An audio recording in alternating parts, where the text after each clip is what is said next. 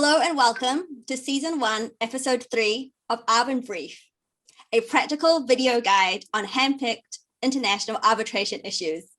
My name is Lizzie Chan, and I'm a member of the ARBinBRIEF team.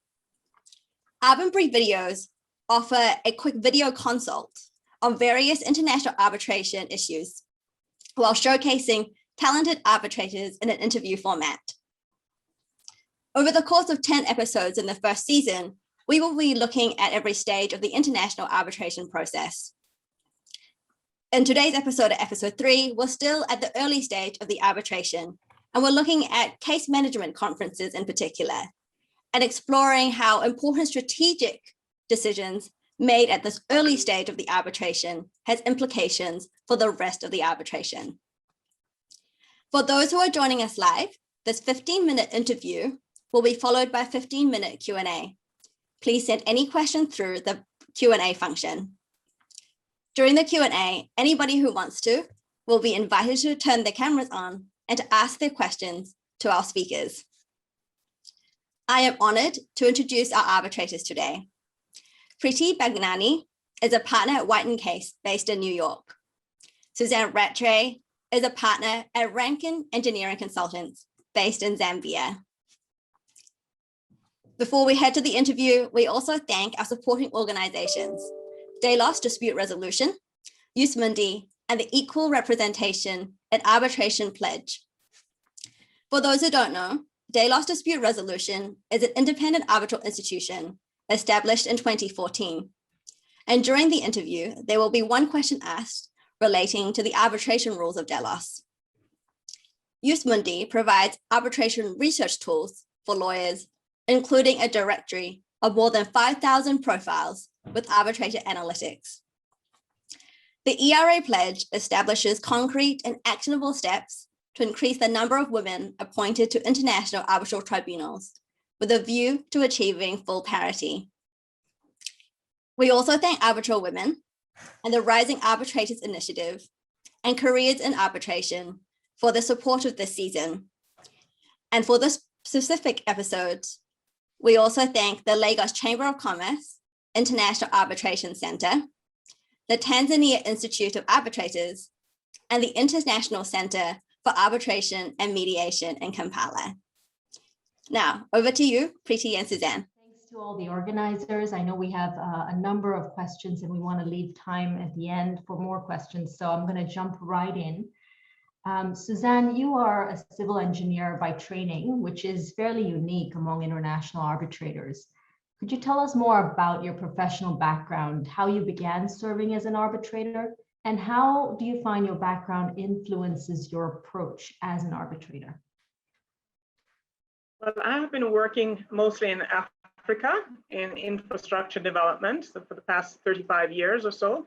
And as a contract administrator for engineering projects, I had the responsibility for dispute management as an adjudicator, but over time, I began to get referrals for arbitration as many construction disputes have multi-tiered dispute resolution provisions. So I trained with the Chartered Institute of Arbitrators to fellow status, and I've continued to practice general commercial arbitration, mostly in ad hoc arbitration, both as a sole member and as a member of panels. But to my background as an engineer, my work involves risk management, identifying and eliminating or managing risks for clients. So one of the important risks that we need to manage is time on projects. And so my time management expertise and experience, I find, has great application in my approach to arbitration. The focus of our discussion today is case management conferences, also known as the procedural conference or the preliminary conference when it's held at the beginning of an arbitration. The preliminary conference, of course, is a golden opportunity to make decisions that can make the arbitration more efficient. What issues do you typically include on the agenda for discussion at that initial meeting? And relatedly, do you encourage the principals themselves to attend rather than just the lawyers? So I have a standard agenda, which is quite detailed, and I request the parties to come prepared to speak to the agenda items. even to prepare written summaries for some items. So I normally start off the first case management conference with obviously after introductions, but restating the declarations that I've made to the parties in the acceptance with regards to my impartiality and independence. And if I need to make any further declarations, and really to ask the parties if they have any questions with regards to the declarations that I have made. Then I next get to jurisdictional issues with regards to the reference. So we go through the agreement itself, my appointment, agreed rules, and then we work our way down to the substance of the dispute. So here I normally ask the parties to give me a summary outline of the claim and counterclaim, and at that point get confirmation, try to get confirmation that there is actually subject matter jurisdiction. So this summary outline is one of the things that parties will bring. And then we start to talk about the topic, the subject on the agenda that I call the list of issues. I bring it to the attention of the parties that we will need to agree a list of issues to be decided in the arbitration. And so we'll talk about by when the parties will either send me an agreed list of issues or two separate lists of issues if they can't agree, which I would then consolidate. Now, depending on the stage of the dispute when the arbitration begins, for example, if the arbitration is coming off the back of another process like an adjudication in which parties have already ventilated the issues, this might be discussed and agreed there and then at that first case management conference. But if the arbitral reference really comes before significant discussion and exchanges between the parties, it would be too early in the process for that list of issues to be agreed at that first case management conference. But agreeing on the list of issues is something which needs to be scheduled. Other agenda items normally will cover all the steps of the procedure, from statements to be exchanged, evidentiary considerations, the hearing, all the way through to the award. We might discuss if interim awards might be required, for example. We'll even discuss cost issues, if there are any provisions as to costs. So as to the question about the participants at that first CMC, I request the parties themselves, as well as their representatives, to be present. Of course, sometimes parties would rather leave it to the representatives, but I extend this invitation because I use that opportunity at that first case management conference to say a little bit more about arbitration practice and procedure. And I often ask a question with regards to when the parties themselves would expect the proceedings to be finished and they would have an award in their hands. I think if the principals themselves are thinking in terms of short time frames, it's useful for their representatives to hear them say that to the arbitrator. I think your comments about the timing and value of a list of issues in particular resonate with my experience. As counsel, I found that developing a list of issues helps to identify areas of agreement and where there is genuine disagreement between the parties, and it forces, I think, arbitrators to focus and engage with the substance at an earlier stage, which helps to set the procedure for the rest of the arbitration. And I completely agree with you that the timing is important. The parties can usefully only agree on a list of issues after the issues have crystallized, and that typically only happens after the initial exchange of pleadings.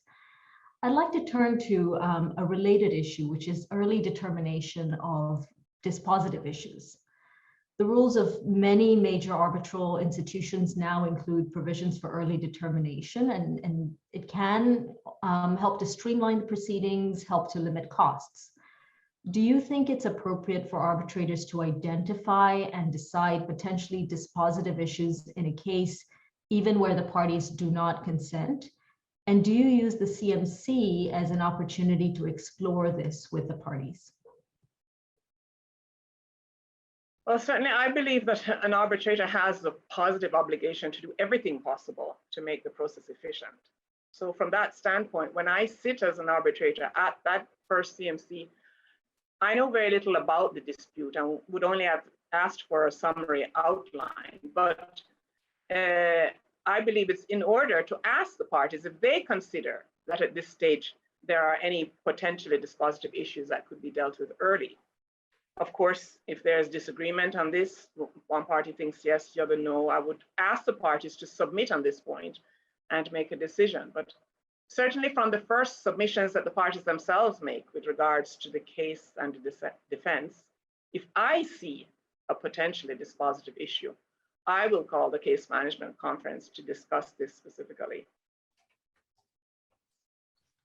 Still on the subject of efficiency, another technique that is often discussed as a way to make proceedings more efficient is bifurcation, such as dealing with the jurisdiction before the merits or dealing with liability before quantum. Whether bifurcation will lead to efficiency, of course, needs to be assessed on a case-by-case basis. When and how do you approach the question of whether the case should be bifurcated? When it comes to the jurisdictional issues, those are high up on the agenda, as I said earlier, at that first CMC. So when a party raises a jurisdictional issue, if it's not something that can be resolved in the meeting, I will raise the possibility of bifurcation from the merits, even if the parties themselves didn't make that request. I think it's something worth discussing, but parties often come prepared and raise that themselves. So I normally seek agreement to do so when it's clear that it can be dealt with without going into the merits. So if a party makes a request to bifurcate a jurisdictional issue, which I consider is intimately linked to the merits, I would normally request a written submission on that question and provide a separate decision or procedural order on whether or not we would bifurcate. So it really depends on the submissions. But liability and quantum is a bit different. So I generally always ask the question if the parties have considered if there are any time and cost advantages to be gained by bifurcating the matter to first deal with liability and have an award on liability and then proceed to deal with quantum as a second step.